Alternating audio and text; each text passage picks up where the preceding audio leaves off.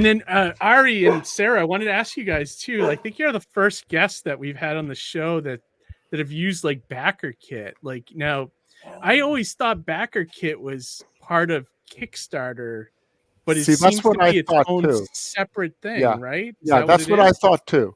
So when I was setting it up and I was doing this my first time doing crowdfunding, and I was um, doing research and I was asking people about different things, and I had seen BackerKit and I asked them, they're like, oh yeah, you have to use BackerKit. It's the best thing for fulfillment. And if you set it up right away, you could integrate it into your Kickstarter and all of that.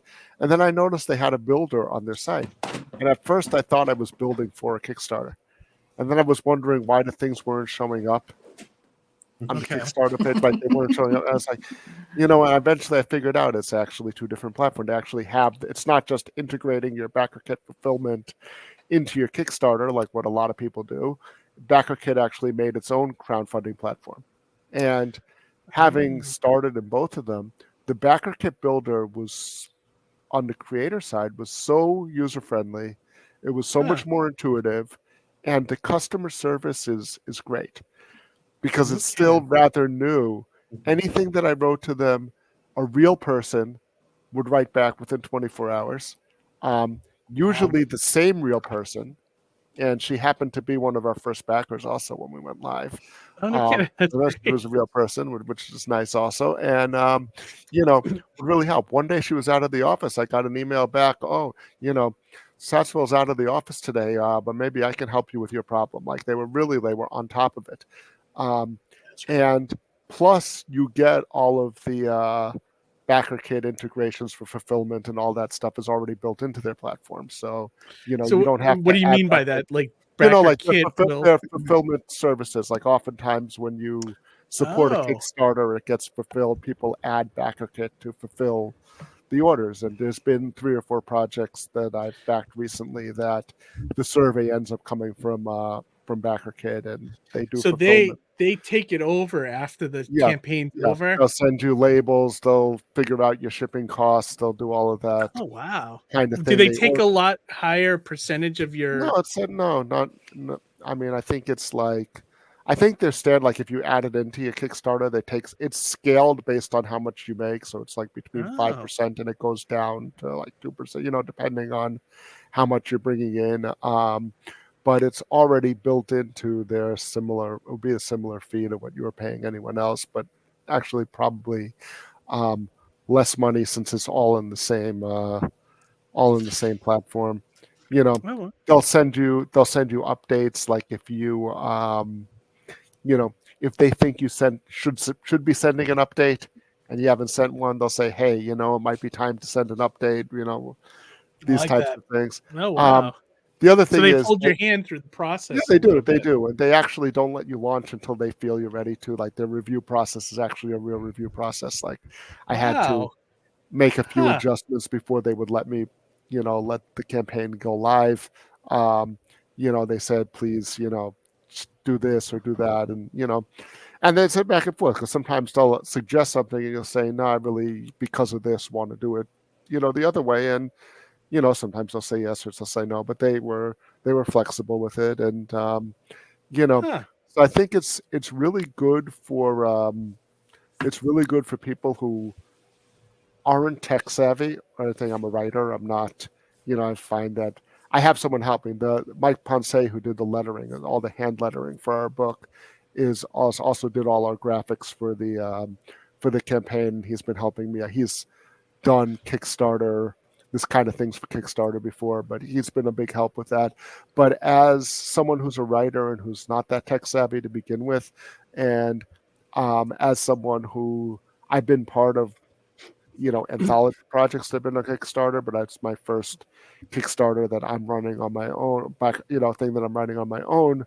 I found it a lot easier to use, and I think that the customer support, the fact that they're there is helpful, and also the audience is bigger than you think, because if you've ever backed a Kickstarter campaign that's been fulfilled through BackerKit, you're already in there. Like you still get, and you could import like I imported my newsletter audience into there. You can import your previous audiences from wherever into there, but I've been very happy with the platform so far.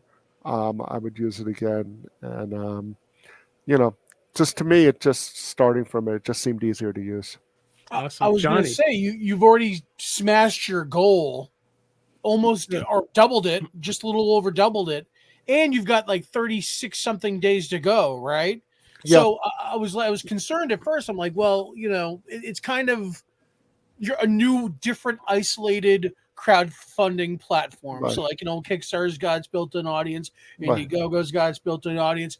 Does BackerKit have its built-in audience? But it sounded like you're able to kind of port your You can import your own audiences, and like I said, probably it's smaller than Kickstarter. Like it is. You don't get that. You don't get Projects We Love or whatever and get the boost from that. Like you don't get that.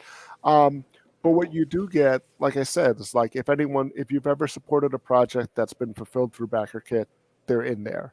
They don't have to re-sign up again. And they do their best. Like they will, if you tag them in your social post about it, they'll push it also, and they will, they'll do that kind of thing. I mean, I knew this would be a niche book to begin with, and we think it's really cool, and we think there's obviously there's an audience for it, but it is. We also recognize that this is a niche book, a alphabet book for adults, dark kind of thing. So for our purposes, I think it really worked. But I noticed, Brandon Sanderson's worked with them, and he's got a huge audience. LeVar Burton's worked with them; he's got a huge audience. So there's been people who've run major campaigns through there.